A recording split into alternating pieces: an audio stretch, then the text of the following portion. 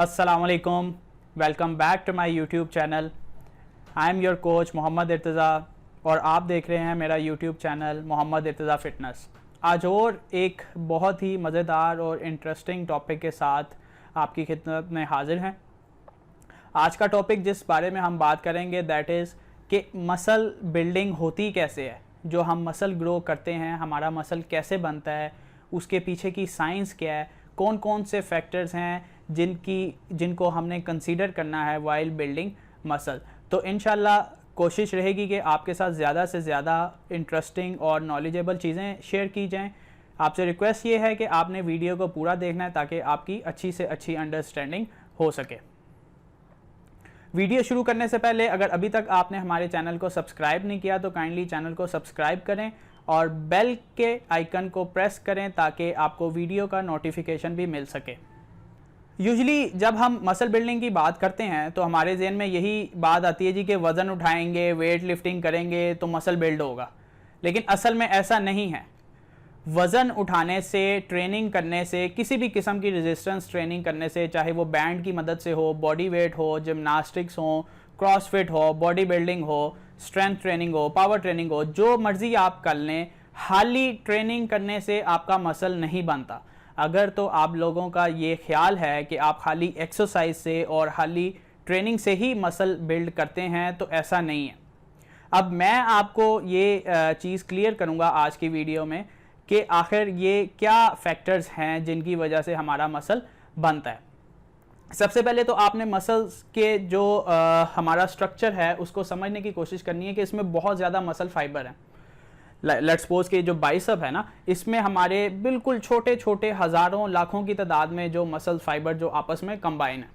अब होता यह है कि जब हम एक्सरसाइज करते हैं, स्ट्रेंथ ट्रेनिंग करते हैं या हाइपरट्रोफी मसल बिल्डिंग के लिए वर्कआउट करते हैं, तो जब हम रेजिस्टेंस ऐड करते हैं, वज़न उठाते हैं, तो हमारी बॉडी में हमारे जो मसल्स हैं उनमें छोटे छोटे माइक्रोट्रोमाज होते रहते हैं, मतलब कि थोड़ी थोड़ी सी तोड़ फोड़ होती रहती है वेट ट्रेनिंग के नतीजे में।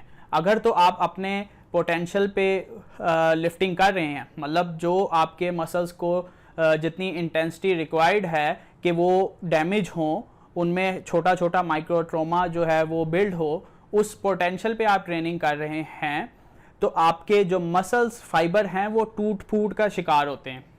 अब जब ये टूट फूट होती है तो इसके बाद का जो प्रोसेस है, इसके बाद की जो आपकी रूटीन है वो डिपेंड करती है कि आपने मसल बिल्डिंग की तरफ आप जाएंगे या नहीं जाएंगे। अब होता यह है कि आपने तोड़फोड़ की, मसल डैमेज हो गया, अब आप रेस्ट एंड रिकवरी में जाएंगे। रेस्ट एंड रिकवरी में जब आप जाएंगे, आप अपनी डाइट में प्रोटीन ऐड करेंगे। प्रोटीन वो वाहिद चीज़ है जो आपके जहां पे भी तोड़ फोड़ हुई है उसकी फिलिंग करेगी। प्रोटीन आप इनटेक करेंगे आफ्टर योर वर्कआउट, या अपनी डेली की रूटीन में आपने प्रोटीन हर मील में प्रोटीन का कुछ ना कुछ पोर्शन आपने रखना है। प्रोटीन जो है वो डाइजेस्ट होएगी, डाइजेस्ट होने के बाद आपकी ब्लड स्ट्रीम का हिस्सा बनेगी। ब्लड स्ट्रीम के थ्रू जहां जहां से आपका ब्लड ट्रैवल करेगा और जहां जहां वो तोड़ फोड़ हुई होगी डिफरेंट बॉडीज के एरिया में, जिस मसल्स को आपने टारगेट किया होगा, ब्लड वहां से प्रोटीन पहुंचाएगा डिफरेंट एरियाज में, और जिस एरिया को प्रोटीन रिक्वायर्ड होएगी वो ब्लड से प्रोटीन खींचते रहेंगे कि भाई हमें प्रोटीन की ज़रूरत है। अब प्रोटीन जब वहां पे जाके अटैच होगी तो आपकी वो जो तोड़ फोड़ हुई है वो फिल होना शुरू हो जाएगी। इस प्रोसेस से आपके जो मसल हैं वो बड़े होंगे और स्ट्रॉन्ग होंगे, और ये प्रोसेस जब सारा होगा तो आप मसल बिल्डिंग की तरफ जाएंगे। अच्छा, अब हमने ये सब चीज़ें तो देख ली कि आखिर ये मसल बिल्डिंग की साइंस क्या है, मसल कैसे बिल्ड होता है। एक्सरसाइज की, तोड़ फोड़ हुआ, फिर आपने डाइट अपनी अच्छी की, प्रोटीन लिया, मसल्स की रिकवरी हुई, जहाँ पे तोड़ फोड़ हुई थी वहाँ पे फिलिंग हुई। अब हम मज़ीद उन फैक्टर्स को डिस्कस करते हैं जो कि हमें मसल बिल्डिंग में हेल्प करते हैं। नंबर 1 इज़ कि आपने स्लाइटली कैलोरिक सरप्लस में रहना है। लेट्स सपोज कि योर डेली रिक्वायरमेंट इज़ 1800 या 2000 कैलोरीज, तो आपने 300 से 350 कैलोरीज अपनी रिक्वायरमेंट से ज़्यादा लेनी है। और मेक श्योर ये करना है कि आप जो ज़्यादा कैलोरीज ले रहे हैं वो हेल्दी चॉइस से आएँ। आपने उसमें फ़ैट, जंक या बाहर की चीज़ें नहीं खानी, हेल्दी आपने चॉइस रखनी है। सेकेंड थिंग जो इस चीज़ को मैटर करती है दैट इज़ हमारी स्लीप, हम सोते कितना है। ऑब्वियसली नींद अच्छी होगी तो हमारा हार्मोन जो है वो अच्छे बैलेंस रहेंगे।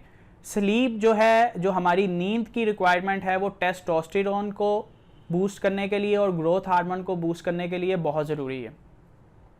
तो आपने मेक श्योर करना है कि 7 से 8 घंटे आप डेली के सोएं। अच्छा सोएंगे तो हार्मोनल सिस्टम अच्छा रहेगा, टेस्टोस्टेरोन अच्छा रहेगा, ग्रोथ हार्मोन अच्छा रहेगा। और ये 2 मेन हार्मोन हैं, वैसे तो और भी हार्मोन हैं जो मसल बिल्डिंग को इफेक्ट करते हैं, but these 2 hormones are the main जो कि रिस्पॉन्सिबल है मसल बिल्डिंग के लिए। थर्ड थिंग इज कि आपने किस तरह की एक्सरसाइजेस करनी है। कोशिश करें कंपाउंड एक्सरसाइजेस को ज़्यादा ऐड करें। कंपाउंड एक्सरसाइजेस वो एक्सरसाइजेस हैं जिसमें मोर देन 1 जॉइंट आपका एट अ टाइम मूव करता है।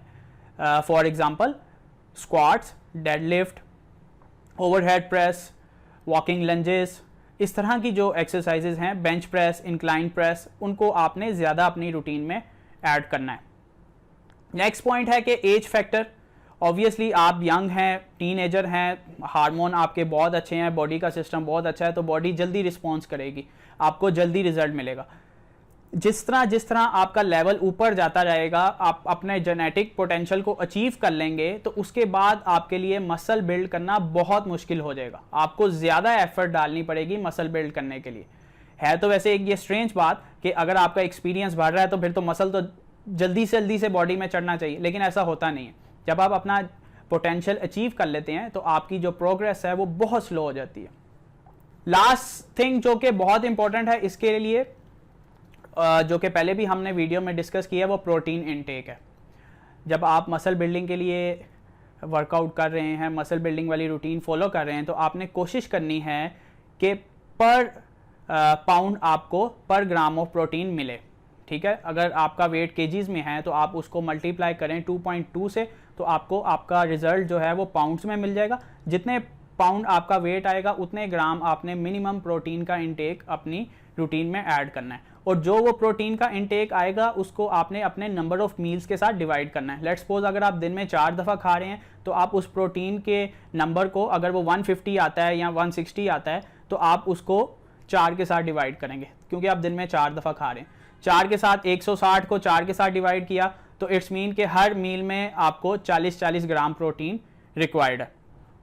अगर आप प्रोटीन नहीं लेंगे, कैलोरी सरप्लस में भी हैं लेकिन प्रोटीन नहीं है, तो मसल्स को तो प्रोटीन चाहिए ना।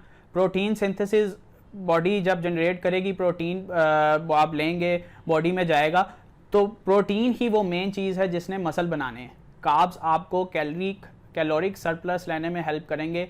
हेल्दी फैट्स जो हैं वो आपके अंदर के निज़ाम को जो है वो रेगुलर रखेंगे, लेकिन जो प्रोटीन है उसका मेन काम जो है वो मसल बिल्डिंग के लिए जो मेन मैक्रोन्यूट्रिएंट आपको रिक्वायर्ड है दैट इज़ प्रोटीन। तो आपने मेक श्योर करना है कि आप प्रोटीन की रिक्वायरमेंट को डेली बेसिस पे पूरा करें। इट्स नॉट लाइक दिस कि आपने एक दिन तो पूरी कर ली और अगले दिन आप भूल गए, अगले दिन आपने कार्ब ज़्यादा ले लिए, उससे अगले दिन आपने फैट ज़्यादा ले ली।